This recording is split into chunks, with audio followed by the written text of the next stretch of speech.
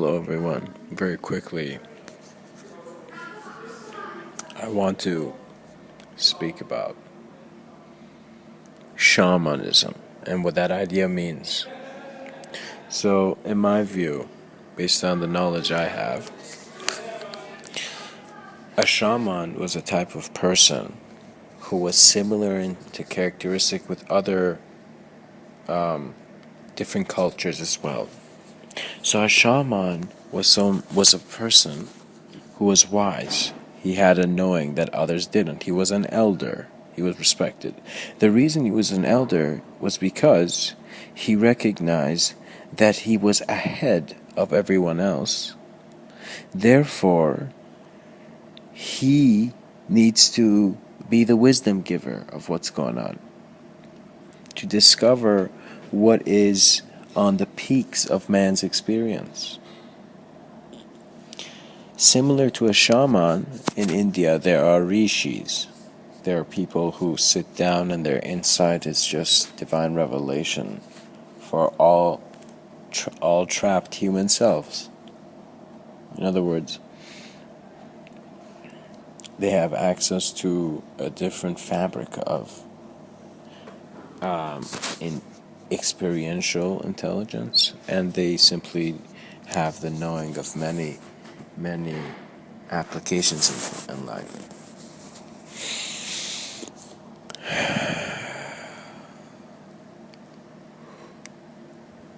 The reason the shaman wouldn't get engaged with society, or the rishi would not be seen with others, was because they understood the value of silence and the knowing that can come from stillness and silence and simple awareness, vast awareness. Because the identity you consider yourself to have limits the type of information that can relate to you. You don't want to be trapped in your own words because you're simply talking about an unsuccessful you to others.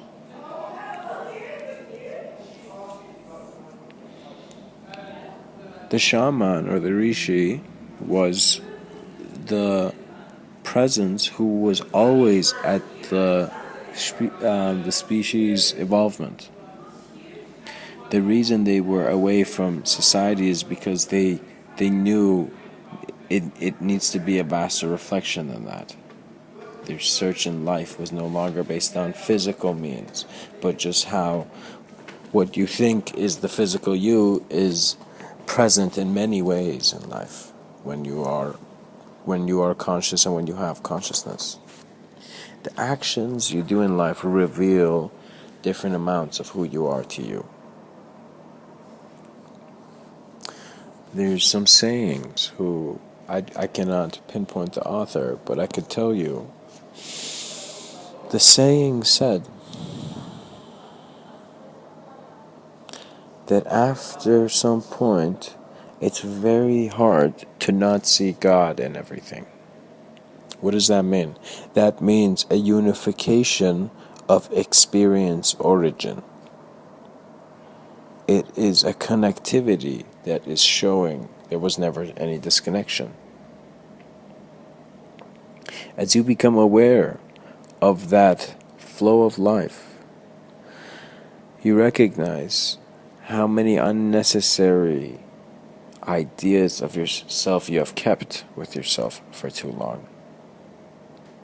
Similar to how you, for example, I say mental clutter, but similar to how you don't let trash accumulate in where you're living because you want some space to walk in your room, or whoever, just a very important sense of hygiene, to take care of your hygiene because that's your body, that's your physicality. However,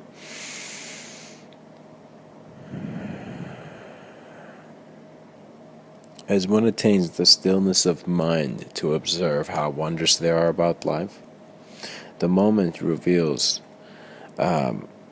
perceptions that are enlightening because they are the light that is communicating within you. Therefore, enlightenment is simply the light of the heart of existence and its discovery. It is simply, to be a mystic is to not be convinced by books and literally going out there and being that person who's exploring other planets. That being that person who is trying to see the next eyes that will develop. Our level of responsibility and consideration for humanity must increase to a degree where we're not just compassionate to others, but we see where they're heading and we can help them before they get there. If you see someone is about to commit their suicide, you stop your daily activity, you become selfless, and you look at that person and you see that person doesn't have to be in that condition, and you can help that person out. Mental conditions have literally been rooms which people did not require to step in. Anxiety is a story that has become so real, there's no way you can look beyond it.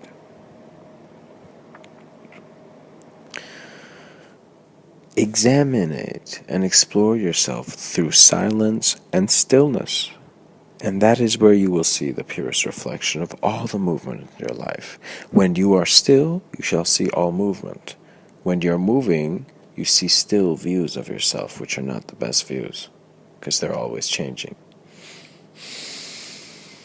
Therefore, the Rishi has this understanding and a much greater application. In other words, the Rishi is no longer limited to humanity's limitations.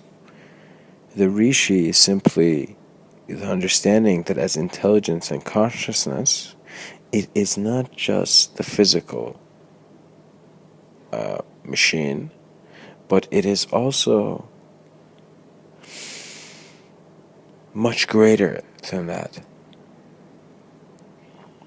Our experience of life shows us what door we're knocking on, shows us what kind of heaven's door we're looking for.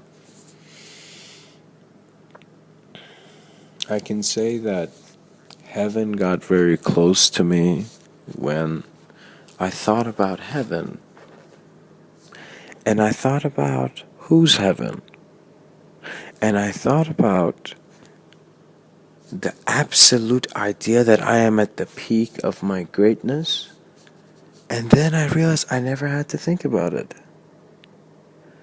And I was playful and I laughed it off.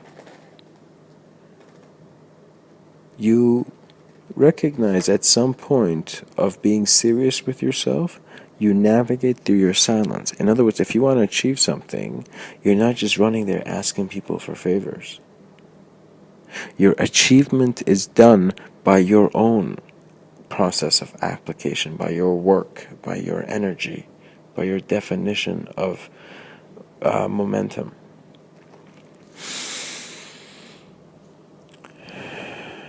Remember, your safety must never hinder your evolution. You must not think that it's safe to do this, it's not safe to do this, and be very limited in your capability to grasp and understand things. Regardless of the many distractions that we have and unnecessary pool table sounds, we see that life knows where it's going, and so do you. Be observant, aware, and always excited of your next moment. Thank you.